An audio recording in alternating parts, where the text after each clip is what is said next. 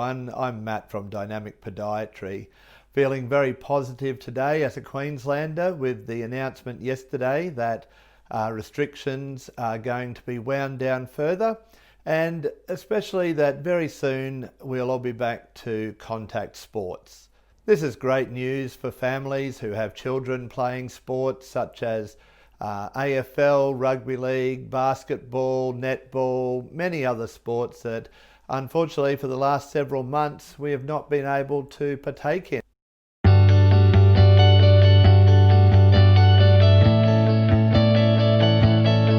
We're seeing quite a few young people between the ages of 9 to 14 who are getting a condition called Severs or Calcaneal Apophysitis. We're also seeing people with Achilles injuries and Plantar Fasciitis. So today I'm going to give you just a few simple tips to try and prevent these conditions as you get back to full activity. So my number one tip for getting back to activity without injury is to take things slowly. Don't try to get straight back from doing much less to getting right back into the full activity you were doing before. And even though you may have been exercising, you may have been running and walking or cycling on the tracks, it's not the same as the exercises that you were doing if you were playing a sport beforehand. Okay, so you need to get your body game fit, which means that you're able to do all those sort of sideways movements and everything like that.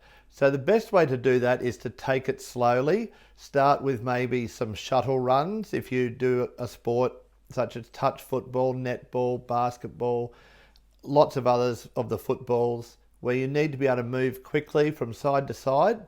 Start doing little bits of it first. My second tip is that before you do any sort of exercise, you do need to warm up. And for a lot of us, warm up is something that we know we all should do, but it seems like a bit of a drag at the time, so many of us do neglect it. But you are much less likely to get an injury if you do your warm up properly. So the best way to warm up is at first you can start with a little bit of a jog for several minutes, and you increase your intensity as you go along. What this does is it gets the blood pumping right throughout the body. It gets your cardiovascular system ready for what you're about to do.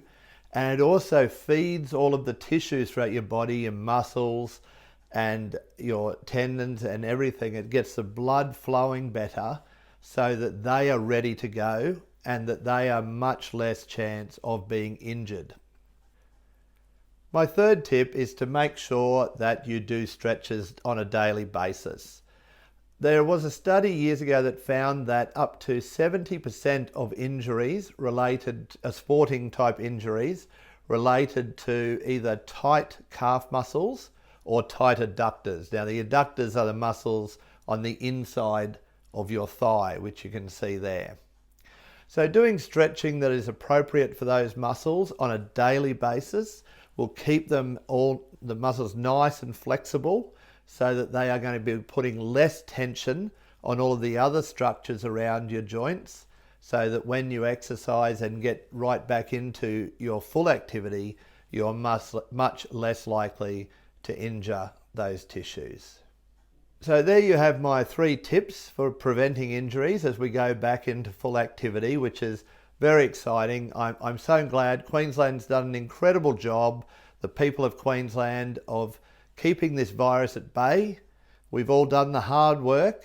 It wasn't easy to get used to for quite a while, but it looks like we're nearly there. And if we continue to do the good work, we're much less likely to get a second wave.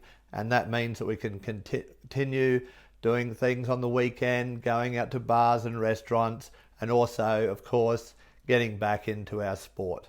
If you have suffered one of these injuries and need some help, please call our office on 3351 8878. Alternatively, you can book online at dynamicpodiatry, all one word, .com.au and follow the button to online bookings. We would love to help you get pain-free and back onto the field as soon as possible. Thanks so much for listening today. I look forward to seeing many of you in the near future. hopefully on a sporting track rather than in the clinic, but we are always here to help when needed. Thanks very much. Bye for now.